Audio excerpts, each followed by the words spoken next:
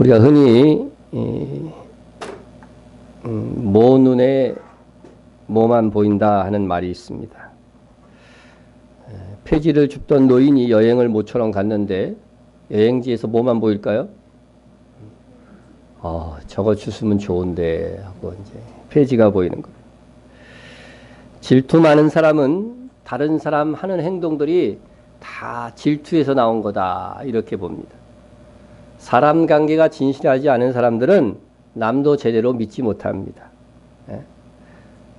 어떤 사람은, 어떤 남자는 다른 여자의 행동을 다 전부 남자한테 꼬리치는 거다. 그렇게 봅니다. 왜 그럴까요? 그가 모든 여자들에게 치근덕거리는 사람이기 때문에 그렇습니다.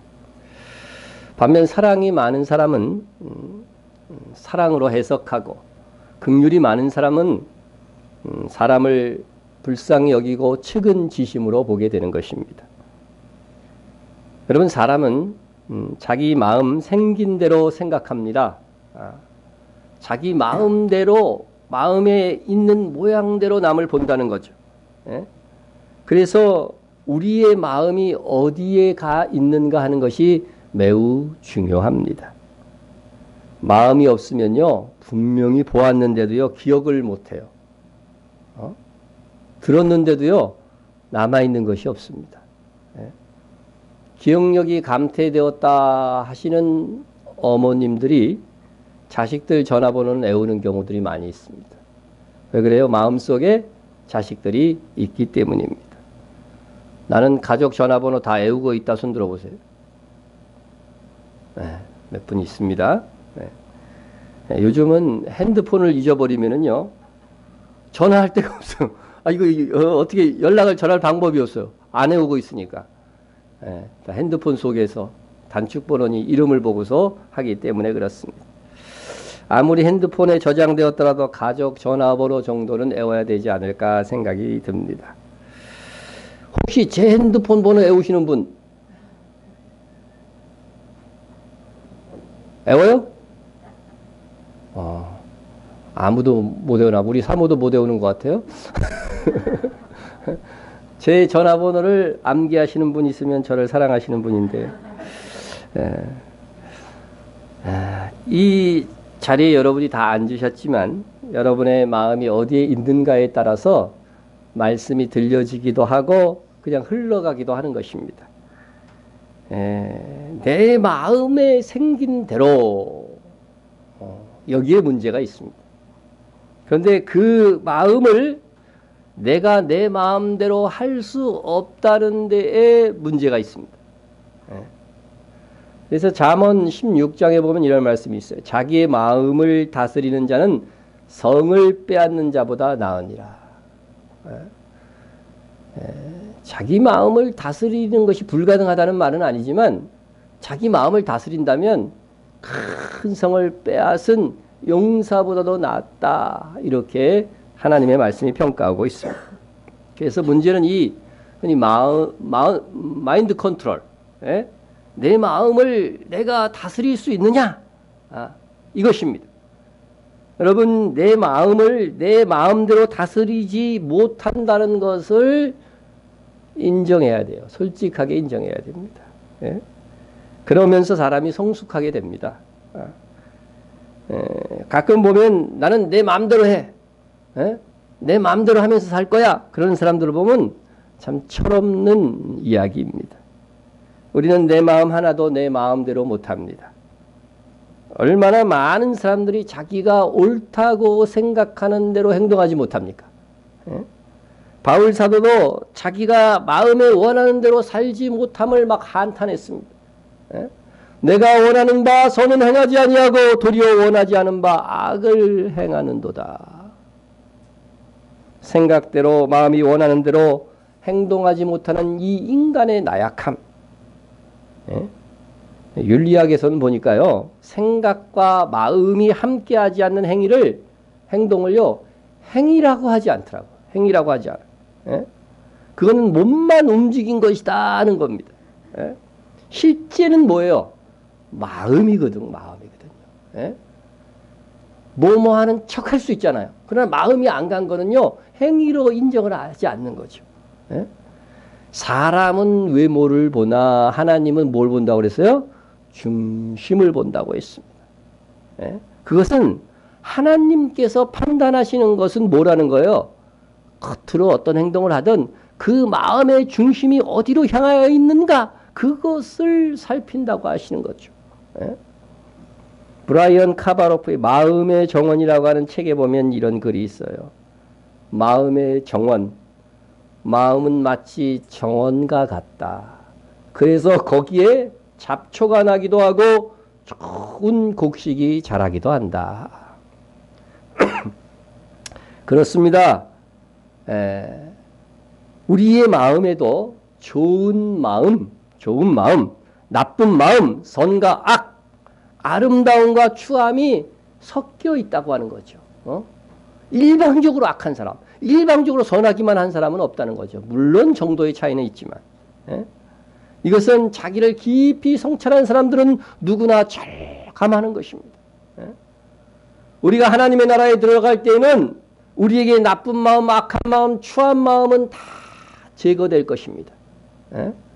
그러나 우리가 이 세상 사는 동안에는 이 두 가지 상반된 성과 악이 공존하고 있는 것입니다. 그러므로 내가 한 법을 깨달았노니, 바울이 한 말입니다. 곧 선을 행하기 원하는 나에게 악이 함께 있는 것이로다.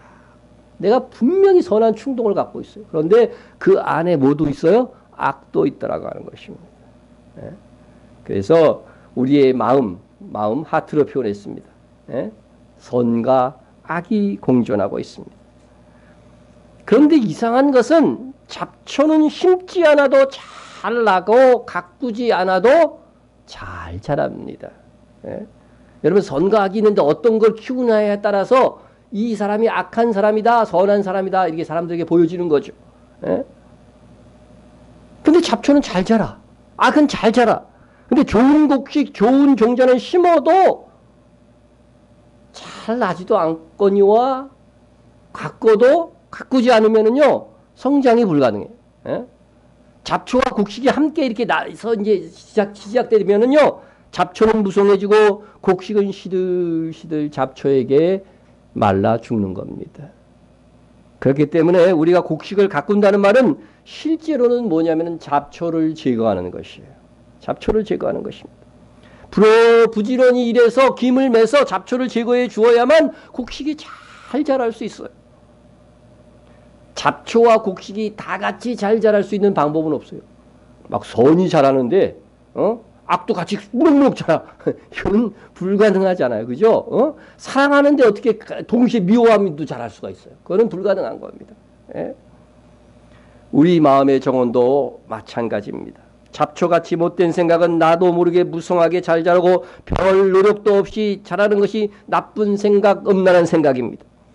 그러나 좋은 생각, 착한 마음은 애써 관리하지 않으면 어느 사이에 시들어버려요. 그래서 불끈 어떤 경우는 화를 내고 깜짝 놀랍니다. 내가 언제 이런 사람이었지? 내 마음속에 이런 무서운 생각이 들다니. 내 마음속에 어찌 이런 악한 생각이 드는가 하면서 자기에게 놀라는 경우도 평생에 몇 번은 있었다는 거죠. 심각한 분은 매일 후회합니다. 내가 왜 그랬을까? 왜 그랬을까? 이 미성숙한 거죠. 여러분, 마음을 잘 가꾸려면 마음을 병들게 하는 요소들이 무엇이 있는가 진단을 해야 됩니다. 물론 가만히 있어도 우리는 악합니다. 악이 잘합니다. 그러나 우리의 마음에 상처를 주고 병들게 하는 것이 무엇인가를 먼저 조금 진단해 보면 그 중에 소외가 있습니다.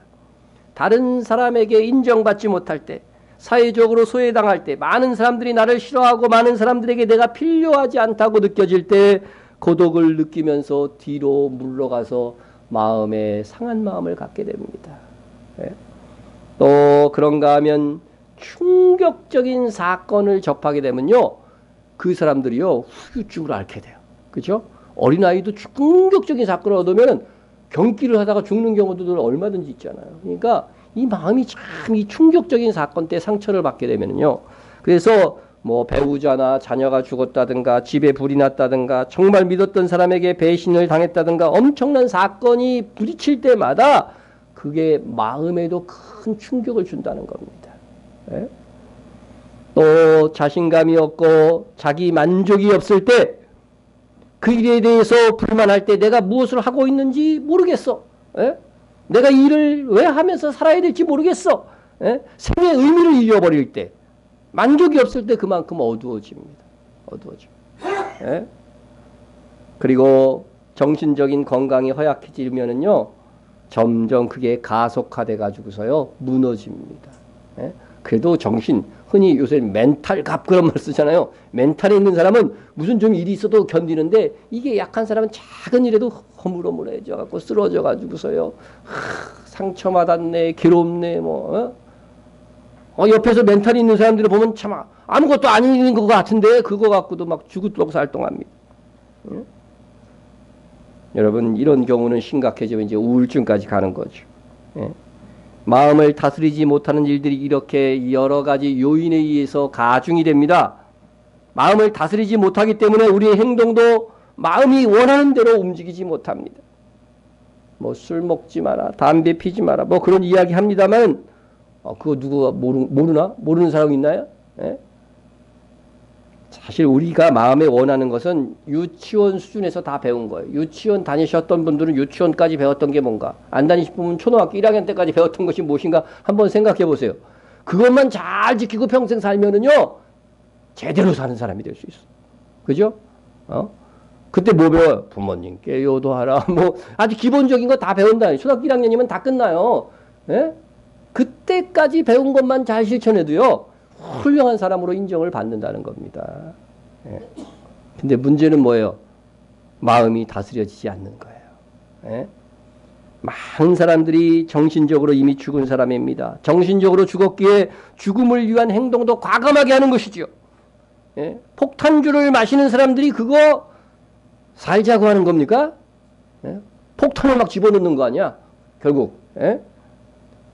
여러분 우울증이라는 것이 위험하다는 것은 자기 마음으로 자기 마음대로 조절할 수 있는 것이 아닙니다. 예?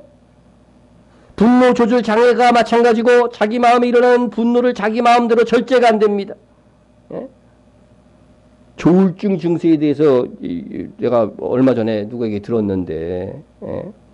자기 마음의 통제가 안 되는 거예요. 그래서 이 조울증은 사람의 마음 속에는 즐거운 마음과 슬픈 마음이 같이 있잖아요. 근데 이게 이 슬픔과 기쁨이 아주 조속히 왔다 갔다 하는 거죠. 예? 기분이 좋았으면 어느 정도 가잖아요. 그죠? 기분이 나쁘려면 무슨 사건이 있어야 되는데 갑자기 그냥 왔다 갔다 빨리 하니까요. 기분이 좋을 때 이 사람 만나면 굉장히 좋아. 막 이 사람이 업돼가지고서 나도 같이 신나고 막 그래요. 근데 또 기분이 금방 안 좋아져. 안 좋아지면 이거 감당이 안 되는 거지. 이게 바로 조울증입니다. 예. 여러분, 이것에 이 자기 마음이 이렇게 마음대로 조절이 안 되고 감정조차도 조절이 안 되는 이것이요 최고봉에 이르는 것이 뭐냐면요 귀신 들리는 거예요. 귀신 들리면은요 자기 마음을 완전히 빼앗겨 버립니다. 빼앗겨 버려. 예? 그래서 막 귀신이 막 얘기를 해줘. 막 자기 귀신이 조종하는 대로 내가 행동하는 거죠. 예? 한 달 전 강서구 자택에서 주방에 있던 아내를 그냥 흉기로 찔러서 죽인 사람이 있었어요. 그래서 경찰에 체포돼서 진술을 받는데 옆에서 자꾸 아내를 죽이라고 그랬다는 거예요. 누가 시킨 걸까요? 계속 귓가에 아내가 저기 지금 요리하고 있는데 그걸로 죽여 막 이렇게 계속 헌청했다는 거예요. 이게 경찰에서는 이해를 못하죠. 그죠? 예수 믿는 우리만 이해하는 거죠. 정말로 이렇게 사탄은 악한 짓을 하는 것이죠. 그래서 자기 마음을 완전히 상실해서 컨트롤할 수 없는 게 바로 이게 최악의 경우가 귀신 들린 거예요. 예. 우리는 이 정도 상태는 아닐지라도 우리가 우리 마음을 내 마음대로 할 수 있을 것이라고 하는 착각 속에는 빠지지 말아야 됩니다. 이것이 성경이 우리에게 주고 있는 충고입니다.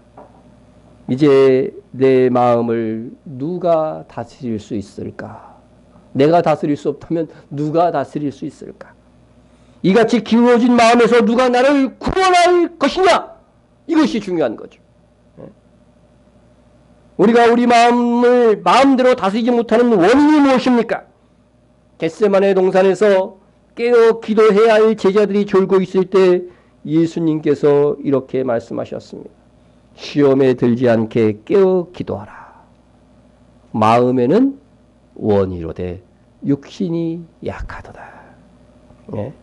마음이 원하는 것을 행하지 못하는 요인 중에 하나로 주님이 뭘 말한 거예요? 육신의 약함을 얘기한 거죠. 예. 예수님께서 기도하라고 했으니까요. 제자들도 기도하고 싶었어요. 그런데 육신이 피곤하고 졸리니까 잘 안 되었다고 하는 것입니다. 예? 마음이 원하는 것을 하지 못하게 하는 요인 중에 육신의 약함이라고 하는 중요한 요소가 있습니다. 보통의 인간은 마음보다 당장의 육신의 욕구가 우선된다고 하는 겁니다. 예? 사실 우리의 육신도 중요한 것이고 육신을 피곤하지 않게 잘 관리하면 우리의 마음도 좋은 쪽으로 기울어지게 됩니다. 그러나 우리가 사는 세상은 늘 육신을 피곤하지 않게 유지할 수도 없고 또 육신의 욕구를 다 채우면서 우리 마음을 선한 쪽으로 움직이게 할 수 없다는 데 문제가 있습니다. 그래서 마음이 육신을 이기려면 마음의 힘을요, 육신을 이길 수 있을 만큼 강하게 자라게 하는 것이 아주 좋은 방법이겠죠. 예? 마음은 원이도 돼 육신이 약해서 정말 중요한 일을 하지 못할 때가 얼마나 많았습니까? 마음이 좀 더 강하게 유지되고 가꾸어진다고 한다면 약한 웬만한 육신의 욕구도 이길 수 있게 되는 것입니다. 예? 그런데 예수님의 제자들은 육신의 욕구에 져서 마음이 원하는 것을 포기했어요. 기도해야 되는데 졸면서라도 기도한 것이 아니라 아예 자버렸어. 예? 예배 시간에 조는 것까지 이해하는데 완전히 그냥 코까지 골아. 와, 이건 진짜 심하다 그렇게 생각이 드는 거죠. 예? 우리는 기도해야 하는데 하면서 실제 기도하지 못했던 기억들이 있을 것입니다. 다 마음이 뭐해진 거예요? 육신해진 겁니다. 예. 머리로는 압니다. 열심히 해야지, 마음을 다해서 사랑해야지. 그런데 그런 마음이 막 풍성이 안 올라오는 겁니다. 내 육신적인 내 중심의 생각이 이기는 거예요. 예? 어떤 분들은 막 답답할 때가 있어요. 자기 자신을 보면서 답답해. 그게 아직 마음의 힘이 강해지지 못해서 그런 거예요. 예? 매 연초마다 세웠던 계획을 여전히 날마다 매년마다 연초에 똑같이 세워. 그런 분도 있지요. 예? 다 마음이 약해서 그렇습니다. 신년을 맞이해서 여러분의 각오들이 있을 것입니다. 그런데 먼저 마음을 키워야 지속될 수 있어요. 예? 그래야 이룰 수가 있습니다. 예? 그런데 반대로 육신을 키워가는 분들이 있어요. 예? 뭐 먹는 것에 집착하고 편한 것 찾고 그러면요 이 육신적인 요구는 끝이 없어요. 예를 들어서 맛있는 것만 먹는다고 생각해 보세요. 그러면요 얼마 못 가서요 맛있는 게 아예 다 없어져 버려. 그죠? 예, 명절 때 아마 한두 번들은 경험했을 겁니다. 자꾸 편해지려 하고 더 자극적인 것을 찾게 됩니다. 컴퓨터 게임에 중독되고 뭐 어떤 사람은 바둑에 심취하고 텔레비전 드라마에 빠져들고 음란물을 가까이 하고 세상 스타에 지나치게 관심을 쏟고 그러기 시작하면 하나님의 마음을 잃어버리기 시작합니다. 그러면 육신의 힘이 점점 강해져서 정말로 계획했던 정말 마음에 원했던 일들에 대한 의욕이요 무너지게 되는 거예요. 무너지게. 마음 한 구석에는 처음에는요 불편함이 있어. 그런데 세상의 즐거움들이 다 이렇게 점점점 점령해 가면은요 그런 마음조차도 나중에는 안 드는 겁니다. 여러분 이성과 마음은 별도라고 합니다. 지식과 감정은 다릅니다. 예? 느끼는 것과 생각하는 것이 별도로 갑니다. 이 감성이라고 하는 흔히 필링이라고 하는 것은 이성과 의지보다 더 원초적이라고 하는 거예요. 예? 보세요. 사랑해야 될 줄 알면서도 사랑하지 않습니다. 어차피 저 사람하고 한평생 살 거예요. 예? 그러면 어떻게 해야 돼요? 사랑하면서 살아야죠. 예? 마땅히 사랑해야 할 줄 알면서 만나기만 하면 어떻게 돼요? 미워하고 싸워요. 예? 미워하고 싸우는 단계 넘어서 갔고요.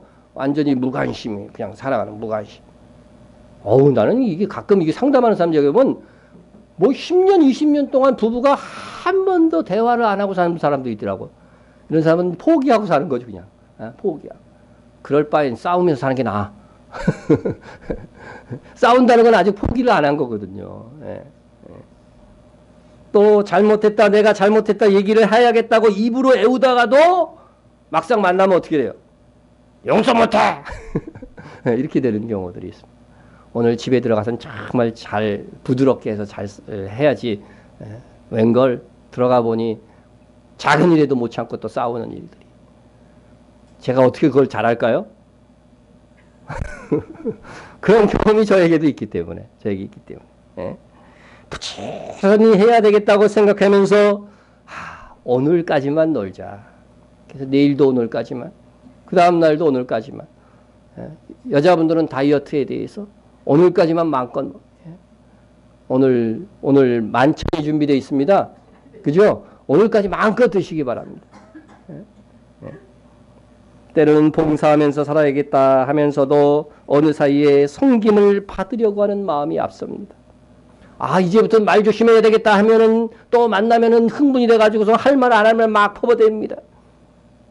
여러분, 이런 현상이 우연이 되는 것이 아니라 내 육신의 본능이 내 마음을 이기고 있기 때문에 일어나는 현상이라는 거예요. 예? 그럼 우리의 마음, 우리의 속사람이 강해져서 육신을 이길 수 있기 위해서 어떻게 해야 될 것인가? 예, 전에 제가 오래전에 이런 얘기를 한번 한 적이 있습니다. 선장이었던 남편이 바다에서 목숨을 잃은 겁니다. 근데 아들이 하나밖에 없는데 이 아들놈이 자꾸 뭐가 되고자 해? 아버지를 따라서 선장. 아들까지 바다에서 잃고 싶지 않은 거예요. 그러니까 아들이 선장되는 것을 크고 말리는데도 이 아들이 선장이 되기를 간절히 원하는 거예요. 목사님이 신방을 왔습니다. 그래서 이 여집사님이 그냥 하소연을 하는 거죠. 이 아들놈이 자꾸 선장이 되려고 하는데 내 마음이 너무 상한다고. 그러더니 목사님이 집안을 휘 둘러보시더니 거실에 돌아가신 그 남편 선장님이 저 선장복을 입고서 늠름하게 있는 사진을 탁 보았습니다. 목사님은 어머니에게 저 사진부터 떼라고 했습니다. 그리고 푸른 초원 사진을 걸어놓으라고 했습니다. 예? 이에 순종했더니 몇 년이 지나자 아들은 더 이상 선장하겠다고 하는 말을 하지 않는 것입니다. 무엇입니까? 아들이 평상시에 늘 보는 것이 거실에 있는 저 제복을 입고 있는 아버지의 선장복, 저 거기에 막 동경하게 되는 거예요. 그게 나도 저렇게 되고 싶다 이렇게 생각을 하는 거죠. 예? 그러나 선장 사진을 떼고 나니 그 마음을 자극하던 것이 이제 없어지고 다른 비전을 가지게 되더라고 하는 것입니다. 여러분, 작은 것을 조정했어요. 고칠 수 있는 것을 조정하니까 아들이 돌아온 것처럼 우리가 현재의 내 마음의 힘으로 조절할 수 있는 것들이 있습니다. 현재의 의지로 버릴 수 있는 육신적인 것들이 있습니다. 우리가 지금의 마음으로 절제할 수 있는 것들이 있습니다. 그런 것들부터 작게라도 내 마음을 움직여서 절제하다 보면 큰 절제의 능력이 생기는 겁니다. 그러니까 계획을 세울 때 너무 도달할 수 없는 큰 것을 세우지 못해. 기도를 전혀 안 하던 분이요, 나는 하루에 1시간씩 기도하겠다 그러면은요 3일 만에 끝납니다. 어떻게 해야 돼? 그런 분들은 10분이라도, 그죠? 10분이라도 하나님과 교제하는 시간. 그러니 그 10분이 조금씩 늘어나는 거죠. 예? 이번에 우리 교회 각병이 형제가 7년간 수고하다 다른 교회로 갔습니다.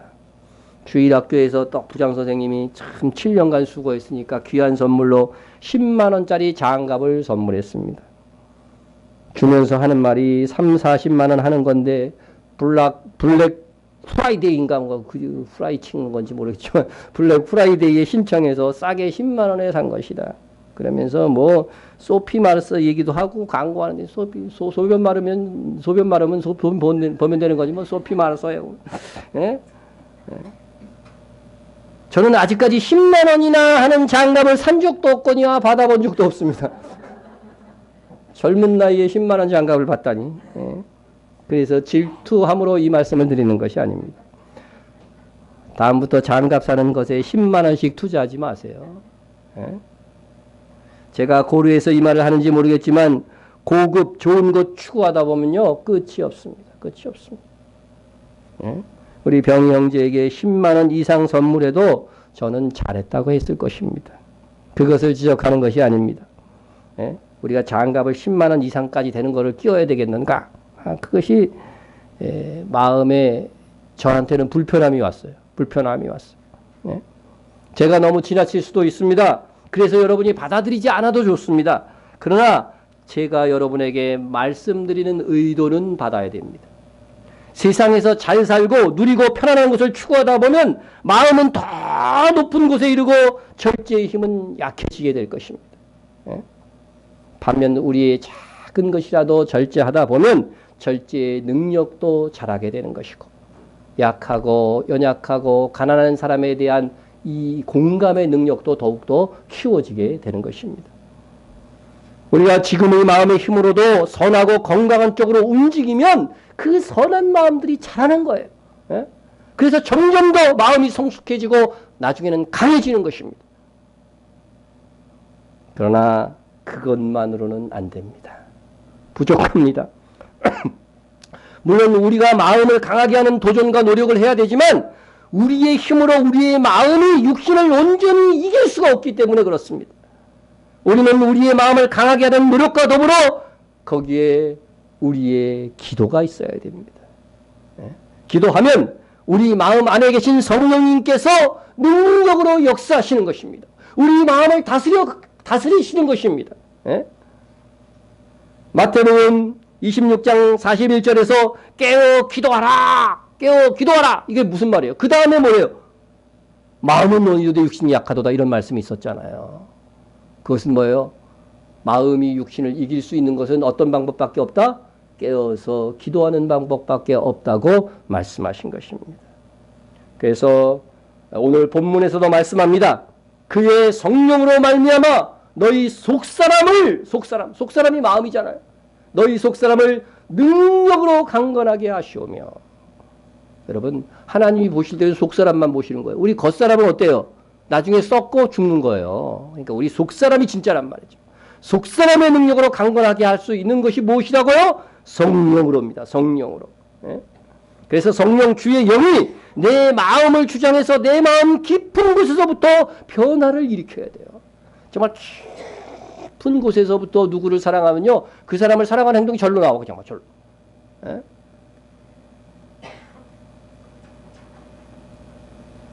여러분 베드로를 보세요. 그가 얼마나 나약했습니까?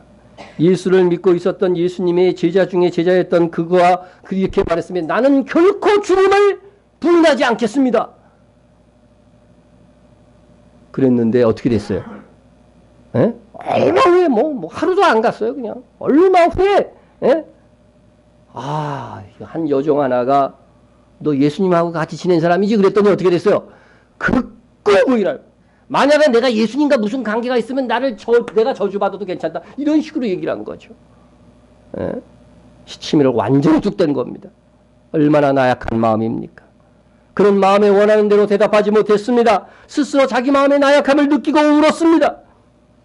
결국 그는 스승 예수님이 십자가에 못 박히는 그 장소에 조차도 오지 못했습니다. 그러나 베드로가 성령 충만하였을 때에 그의 어두운 각오, 그의 나약함 다 이기고 오로지 그리스도의 사랑과 그 은혜의 충만함 속에서 담대히 복음을 전파하게 되었습니다. 예수님께서 니고데모에게 성령님에 대해서 설명해 주실 때 이렇게 말씀하셨죠. 바람이 임의로 불매 네가 그 소리를 들어도 어디서 와서 어디로 가는지 알지 못하느니 성령으로 난 사람도 다 그러하니라.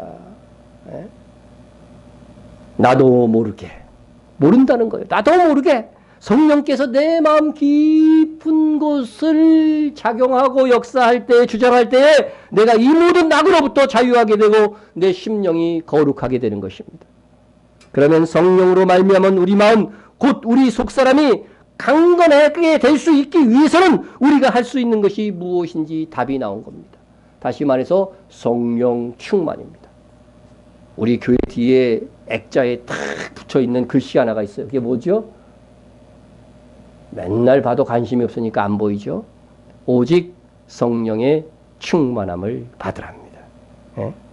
그래서 정말 우리 마음이 강건하게 되기 위해서 오늘 말씀을 드린 대로 첫째로 우리 지금의 마음의 힘으로 할 수 있는 선한 행동과 절제들을 추구하세요. 그리고 성령께서 내 마음을 주장해달라고 기도하는 것입니다. 우리 안에 성령께서 계시기 때문에요. 내 마음을 비워서 정말 성령께서 나의 중심을 주장하여 역사하여 주시옵소서. 그러면은 점점 내 마음이 강하여지고 강건해지는 것입니다. 웬만한 육신의 유혹에 물들지 않고 다른 사람의 조롱이나 무시에도 개의치 않고 사랑하는 마음, 그 마음이 충만해지기를 우리는 기도해야 될 것입니다. 여러분에게 다시 묻습니다. 여러분은 내가 나를 이길 수 있다고 생각하십니까? 가장 거짓말을 많이 한 상대가 누군지 아세요? 자기 자신에게 거짓말 제일 많이 했어요. 내가 스스로 겸손할 수 있습니까? 내가 내 마음에 가만히 있어도 밀려오는 이 모든 악한 마음들을 물리칠 수 있습니까? 우리에게는 우리조차도 움직일 수 없는, 우리 마음조차도 움직일 수 없는 무능력자입니다. 오직 성령으로만 가능한 것입니다. 그래서 바울은 에베소 성도들을 위해서 기도해 줍니다. 바울이 에베소 성도들을 위해서 가장 중요하게 생각하여 가장 먼저 기도해 준 것이 무엇입니까? 바울은 이 편지에서 보면요, 빌립보 성도들을 위해서 기도해 준 내용이 있어요. 그것이 우리가 누구를 위해서 기도할 때에 그것들을 본받아서 그 핵심들을 기도하면 좋죠. 그런데 바울이 에베소 성도를 위해서 기도해 줄 때 그것이 경제적인 문제였습니까? 그들의 건강 문제였습니까? 예배당 건축 문제였습니까? 그런 것이 아니었습니다. 그것은 성령으로 그들의 속사람이 강건해지기를 위해서 기도해 준 것입니다. 속사람, 우리의 마음이 강해질 때만이 우리가 하나님의 뜻 안에서 내가 원하는 아름다운 소원들을 이루어갈 수 있는 능력을 이룰 수 있기 때문인 것입니다. 마음에 원한다고 아무나 그 원하는 대로 행할 수 있는 능력이 생기는 것이 아닙니다. 성령에 의해서 내 마음이 하나님의 마음으로 물들고 또 그 마음이 성령에 의해서 강해진 사람만이 그 원하는 바를 이룰 수가 있습니다. 하루아침에 우리의 마음이 강해지지 않습니다. 마음이 강해지는 것이 그렇게 쉬운 문제가 아닙니다. 우리의 육신도요, 보면은 아주 천천히 자라죠. 저 사람 청소년께 쑥쑥 자랐다 이렇게 할 때도요, 하루 사이에 딱 보고 있으면 자라는 게 보이나요? 안 보입니다. 우리 마음도 마찬가지. 우리 마음도 마찬가지. 조금씩 자랍니다. 안 느껴집니다. 그러나 말씀을 듣고 한 번 기도하고 두 번 기도하는 동안요, 우리 또 나중에 모르게 해요. 1년 지난 다음에 보면은요, 내 마음이 옛날과 같지 않아요. 웬만한 일이 있어도요, 두려워하지 않아요. 놀라지 않아요. 주님이 나와 함께 하시니까 그렇게 되는 겁니다. 예? 하지만 여러분이 이렇게 마음을 강하게 하기 위한 기도도 하지 않고 말씀을 듣는 경건의 시간을 갖지 않으면 오히려 마음은 조금씩 약해지는 거예요. 옆에서 무슨 일만 조금만 일이면서도 막막 놀라가지고서 말이야. 난리가 나는 거죠. 옆에서 조금만 미혹해도 야 오늘 어디 가자 뭐 미혹만 해도 가야지 이렇게 되는 거죠. 세상에는 예수를 믿지 않음에도 불구하고 마음이 강한 사람들이 있어요. 마음이 어떻게 보면 또 성숙해 보이는 사람도 있습니다. 그러나 그것은 예수 안에서 강하고 착하고 성숙한 것이 아닙니다. 하나님과 관계없는 마음의 강함은 사실은 사탄이 작용하고 있는 겁니다. 그들은 단지 성령이 아닌 악령에 속고 있는 것입니다.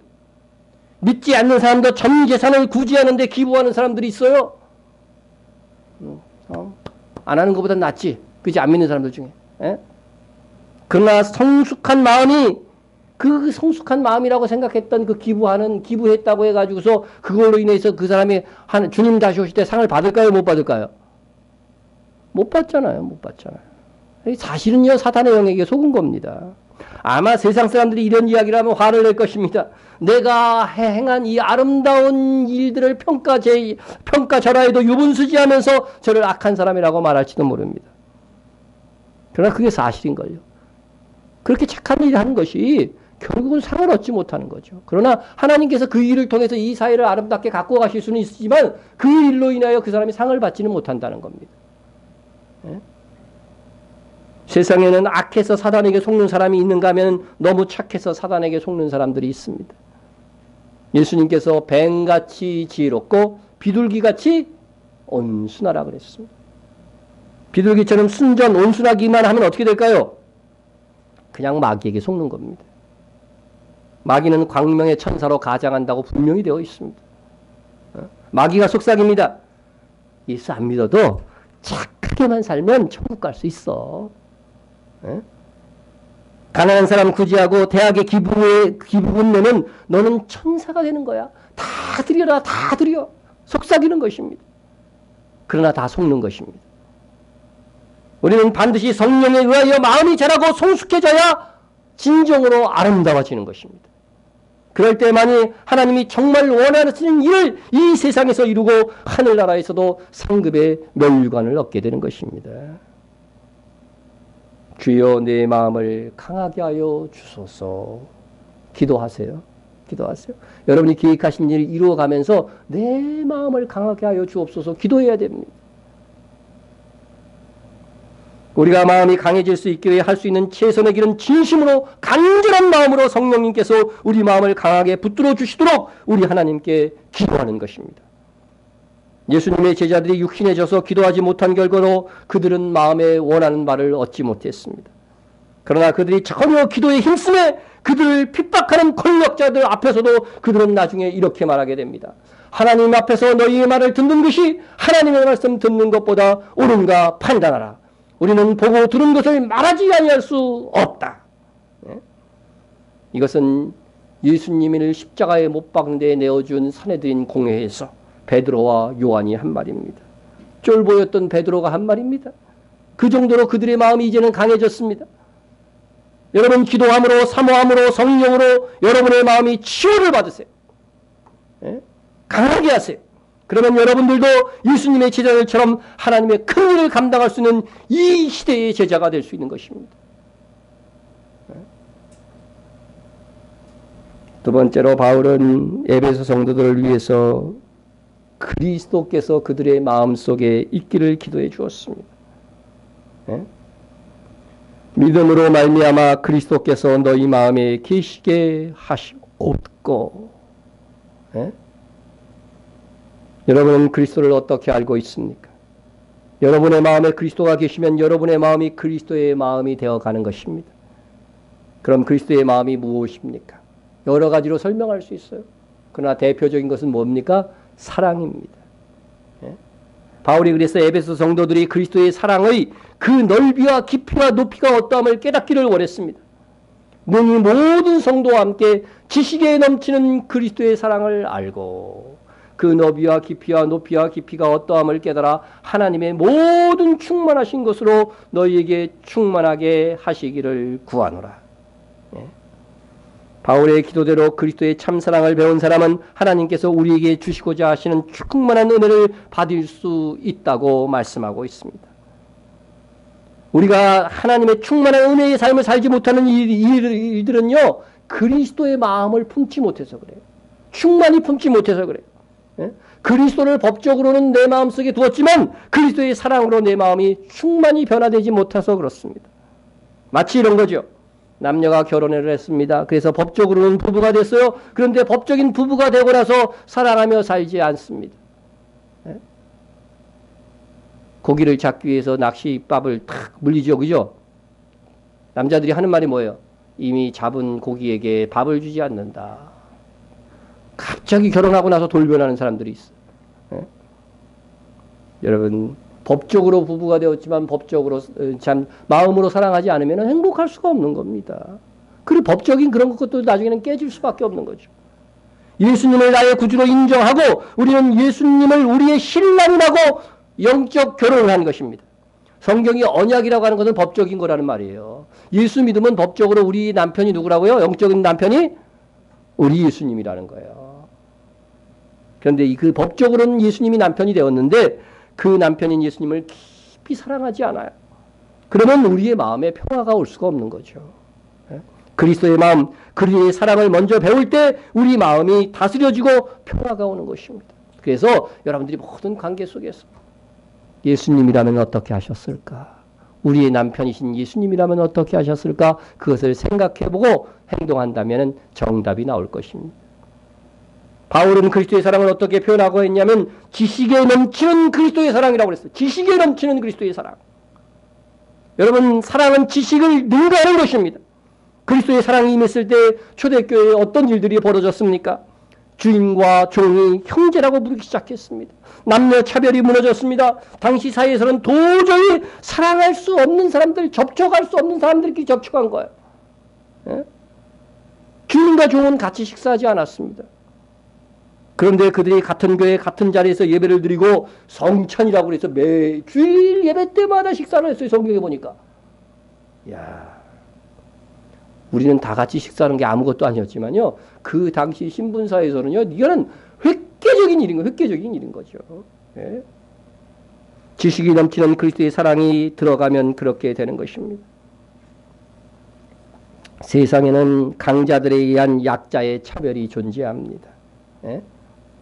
우리나라도 지난 한 해 이렇게 보시면은요, 요 KBS에서 보도한 겁니다. 한국 리서치의 조사에서 얼마 전 12월 달에 이렇게 한 건데, 한국 사회의 차별에서 가장 심한 차별이 뭐냐 조사했더니 1위가 뭐예요?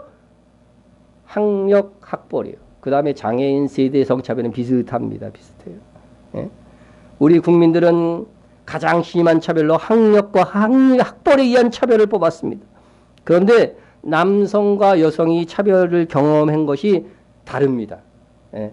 남성의 경우는 여전히 학력 학벌이 큰 차별이라고 생각했고, 그런데 성차별은 15%, 근데 학력 학벌 차별은 41%라고 했는데, 여성의 경우는 어떠냐면요, 성차별이 1위예요. 1위. 60%. 60%. 예. 예. 학력 학벌 차별은 비슷해. 예. 예. 그러니까 남자와 여자가 경험하는 이 차별은 다르다는 것입니다. 다르다고 하는 겁니다. 이것을 이 조사를 보면서요, 제가 여기 이런 것들을 이 차별을 방지할 수 있는 차별금지법이 있었으면 좋겠다. 근데 우리는 차별금지법 그동안 어떻게 했어요? 반대해갔지. 뭐 때문에 반대한 거예요?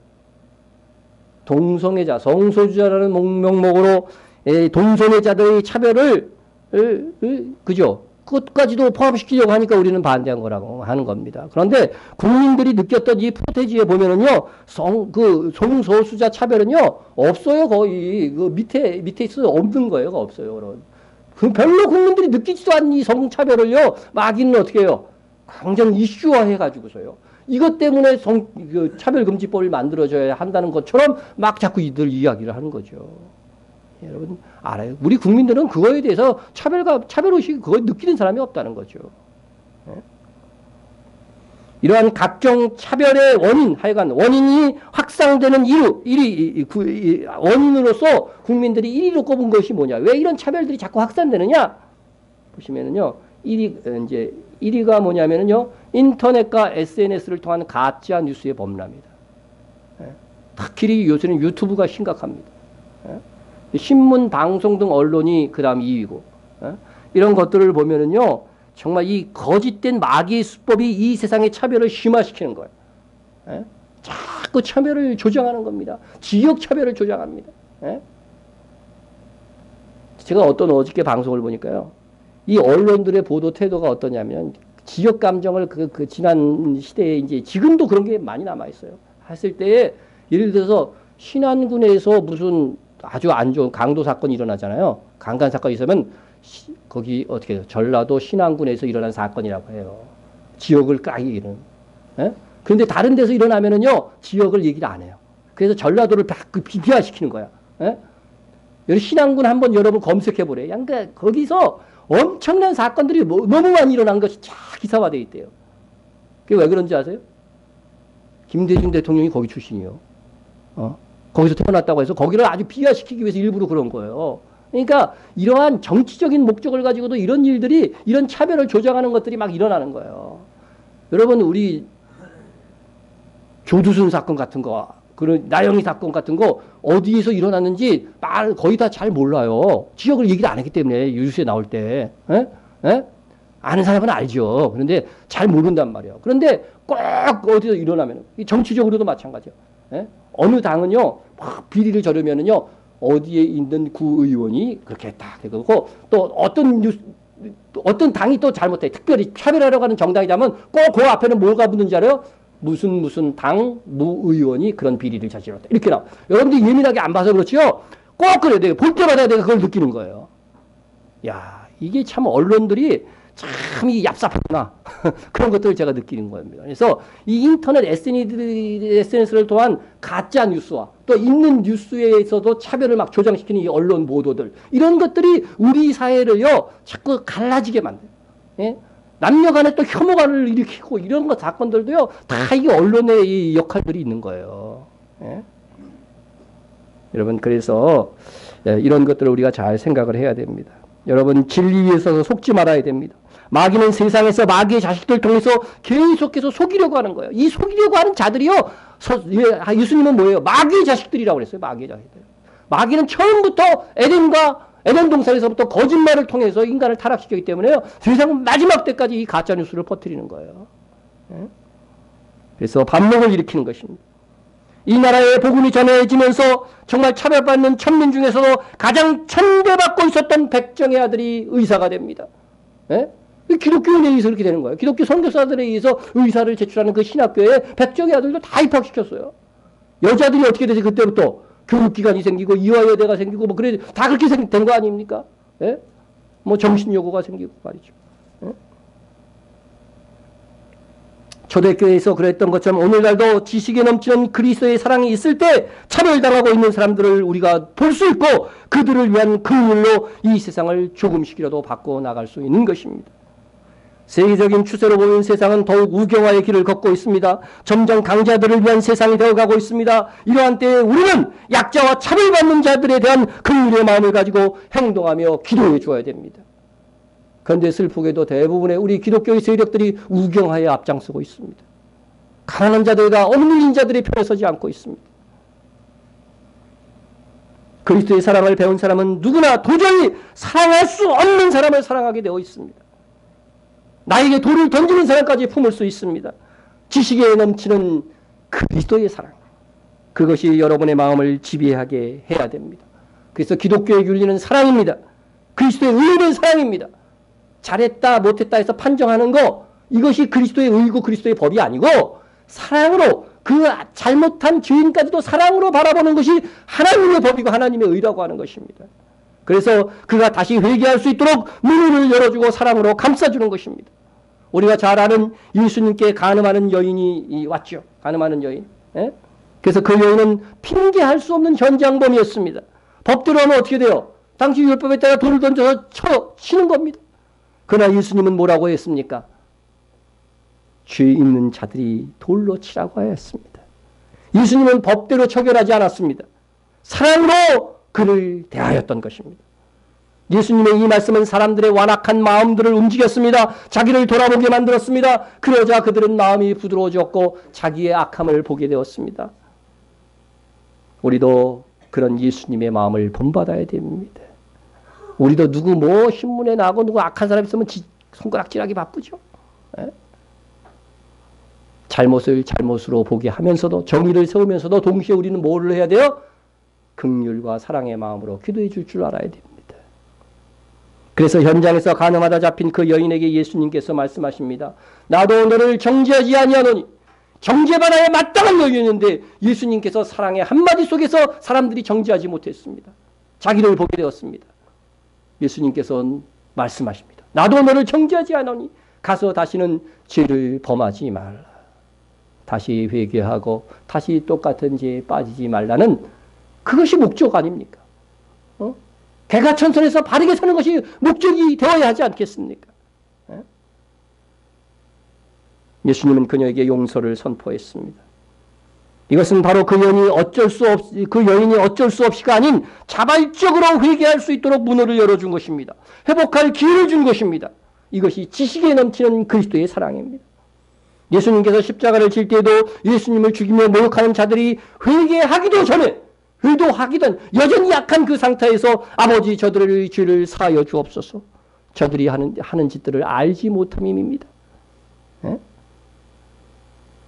그것은 제자 베드로에게도 마찬가지였습니다. 베드로가 회개하기도 전에, 아니 베드로가 범죄하기도 전에 그가 실수할 것을 미리 하시고, 베드로야 네가 나를 3번 부인할 거야. 그러나 네가 나 다시 돌이킬 수 있도록, 다시 회개할 수 있도록 기도해 주겠다. 이것이 주님의 사랑입니다. 회개하기도 전에 회개할 수밖에 없도록 유도하신 예수님. 그리고 회개라도 할 것만 같으면 어느새인가 재빨리 우리의 죄를 사하여 주시는 분, 그분이 예수님의 사랑이에요. 이것이 지식에 넘치는 그리스도의 사랑입니다. 지식을 능가하는 세상의 이 상식을 초월하는 사랑, 자기 잘못을 깨닫고 자발적으로 회개할 수 있도록 유도하시기까지 하시는 이 사랑. 우리가 그리스도의 마음으로 우리 마음을 변화시킨다면 우리도 지식에 넘치는 사랑을 소유하게 되는 것입니다. 우리 마음의 지식에 넘치는 그리스도의 사랑으로 물들게 해야 할 것입니다. 여러분, 다시 말씀드리지만 내 힘으로, 내 노력으로만은 가능하지 않습니다. 내 마음을 그리스도께서 다스리게 할 때에 여유가 생겨요. 그리고 기도함으로 성령께서 내 마음을 강하게 하실 때 이 모든 것들이 가능한 것입니다. 여러분은 그리스도를 여러분 마음에 얼마만큼 담고 있습니까? 사랑의 응답은 뭐냐면요, 사랑입니다. 사랑의 결과는 선함입니다. 혹 여러분들이 다른 사람들의 허물이 커 보입니까? 남이 잘못하는 것이 막 커 보여. 자꾸만 사람들이 나에게 하는 것들이 못마땅하게 여겨지십니까? 아직도 그리스도의 사랑이 충만하지 못해서 그렇습니다.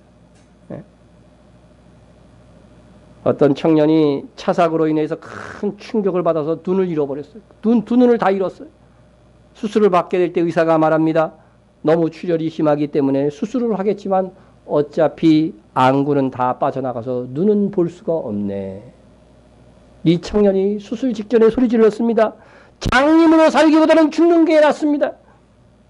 그러면서 나 수술하지 말아달라고, 이대로 죽을 것이라고 바락바락 저항을 합니다. 그러나 의사가 어떻게 수술하지 않을 수 있습니까? 이 사람아, 생명은 소중한 거야. 참아야지 하면서 강제로 붙들고 마취를 하고 수술을 했습니다. 수술 며칠 후에 붕대를 품게 될 때 의사는 말했습니다. 축하하네. 자네는 분명히 실명했지만 자네를 위해서 안구를 기증해 주는 분이 있어서 눈 하나는 볼 수 있을 것 같네. 축하하네. 그러니까 이 청년이 또 소리를 지릅니다. 애꾸눈으로 사는 것보다 죽는 게 낫지. 이게 볼 수 있는 게 얼마나 좋은 건데. 의사가 그래 책망을 했습니다. 자네를 위해 멀쩡한 눈을 빼준 고마운 분이 있어서 네가 지금 이 눈을 끼고 있는 건데 무슨 발악을 하는 것인가 하면 야단을 쳤습니다. 그러면서 붕대를 열어주었습니다. 처음에는 잘 안 보였습니다. 그러나 뿌옇게 보이기 시작합니다. 점점 환하게 밝히 보이는데 눈앞에 서 있는 어머니를 보았습니다. 어머니의 눈 하나가 없는 것입니다. 이 청년은 거기서 감격했습니다. 감사합니다, 어머니. 저는 한평생 절대로 원망하지 않고 살겠습니다. 오로지 감사한 이 감격으로 살겠습니다. 사랑을 확인한 아들의 입에서는 더 이상 거친 말이 나오지 않았습니다. 그리고 남은 생애를 나도 사랑의 사람으로 살겠노라고 결심했습니다. 그런데 한눈을 빼어 아들에게 준 어머니의 사랑 크지요? 그러나 그보다 더 큰 사랑이 있습니다. 우리를 위해서 하늘 영광을 버리시고 사람이 되셔서 죽기까지 사랑하신 분이십니다. 눈 하나 빼준 것이 아니라 우리 온 몸을 다 우리를 위해서 내어주신 분이 계십니다. 나를 위해 죽기까지 사랑한 그리스도의 사랑을 경험하면 우리의 마음에 놀기가 사라지는 것입니다. 실명했다가 눈 하나 받은 것으로 그 사람이 변화되는데 우리가 정말 그리스도의 이 큰 사랑, 그 사랑의 깊이와 넓이와 높이를 체험하기만 한다고 한다면 우리 마음의 노기는 사라지는 것입니다. 부드러워집니다. 사랑의 사람이 됩니다.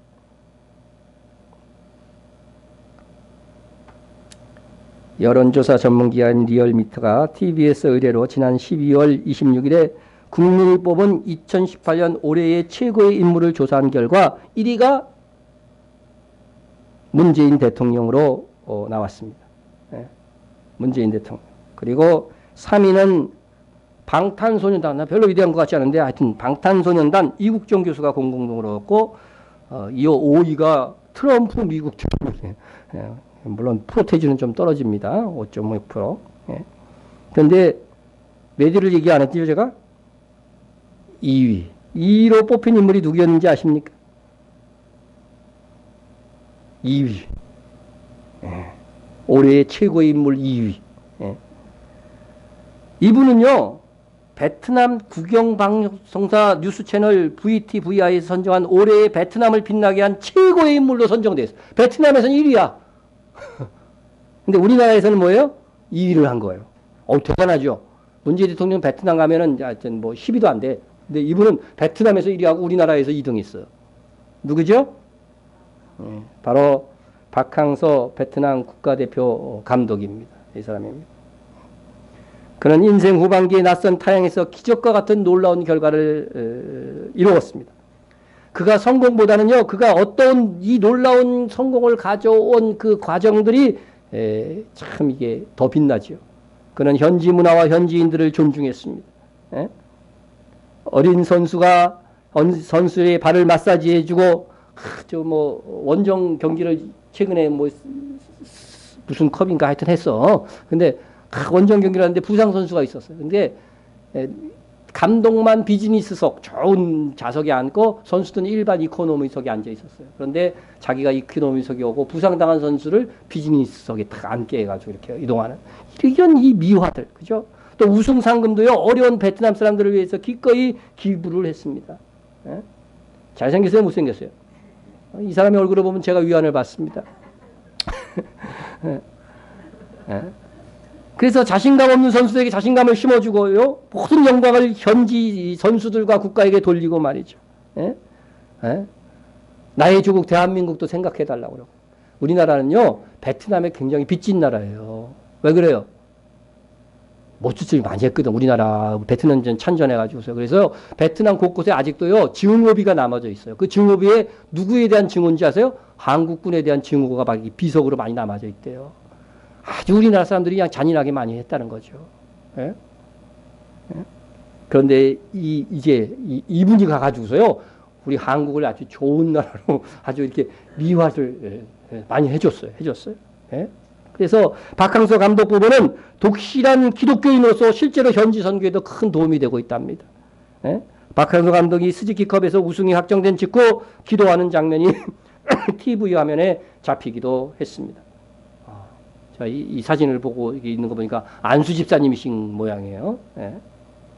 그리고 자신에게 오는 이 수많은 찬사에 대해서 이 정도 되면 우쭐할 만도 한데 인터뷰에서 인기난 덧없는 것이다. 지나가는 것이다. 하면서 인기에 고무되지 않는 모습을 보이는 것이 더욱 좋았습니다. 그는 마음을 주 안에서 잘 컨트롤하고 있는 것 같아서 참 좋았습니다.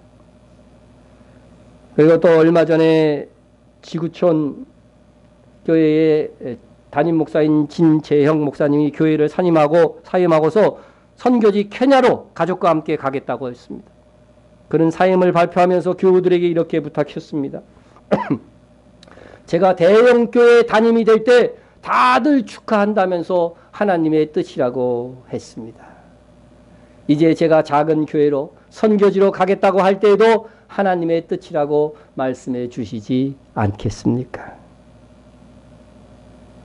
여러분, 아직 늘 마음을 새롭게 하고 자기를 낮추면서 하나님께 영광을 돌리는 사람들이 이 땅 곳곳에서 발견되고 있음에 하나님께 감사를 드립니다.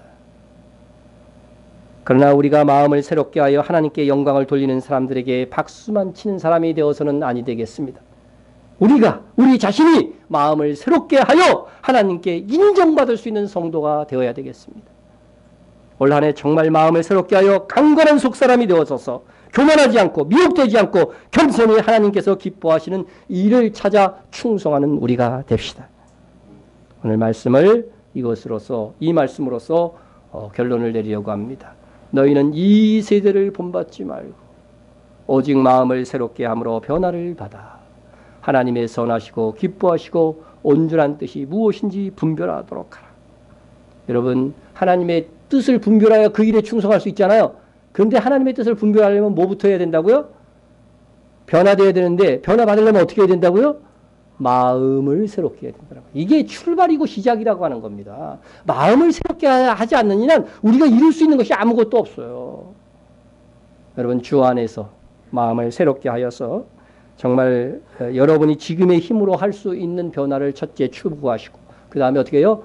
성령께서 내 마음을 강건하게 해주시기를 기도하고 세 번째 예수님의 본을 따르는 겁니다. 예수님이라면 어떻게 하셨을까? 예수님의 이 지식에 넘치는 사랑을 추구하려고 한다면요, 우리 마음이 자연스럽게 변화될 것이라고 하는 것 꼭 기억하시고 이 한 해 마음을 새롭게 하면서 이 1월을 출발하시기를 주의 이름으로 축원합니다. 네, 통성으로 기도하겠습니다. 마음 곧 속사람이 강건해지도록 노력하겠습니다. 기도하시고요. 나의 속사람이 강건해지도록 성령님께서 역사하여 주옵소서 기도하시고요. 마음을 새롭게 함으로 변화를 받아 하나님의 뜻을 이루며 살 수 있기 위해서 기도하시기 바랍니다. 이스라엘의 회복과 선교사들을 위해서 기도해 주시고요. 나라와 한국교회를 위해서 북한 및 박해받는 세계 성도들을 위해서 교회 분과 목회자와 성도 간 중보를 위해서 기도하시겠습니다. 통성으로 기도합니다. 사랑의 하나님 아버지 감사합니다. 우리에게 마음을 주시고 하나님이 보실 때 우리의 속사람 마음을 살피시는 줄 압니다. 아버지 하나님 우리 속사람이 강건해지기를 원합니다. 아버지 하나님이여 정말 이 일을 위해서 노력하게 싸우니 성령께서 역사하여 주셔서 우리 마음이 강해지고 성숙해지고 부드러워지고 아름다워질 수 있도록 역사하여 주옵소서. 또한 아버지 하나님 나의 속사람 아버지 하나님이여 강건해지어서 성령께서 역사하실 수 있는 아름다운 마음이 되어지기를 원합니다.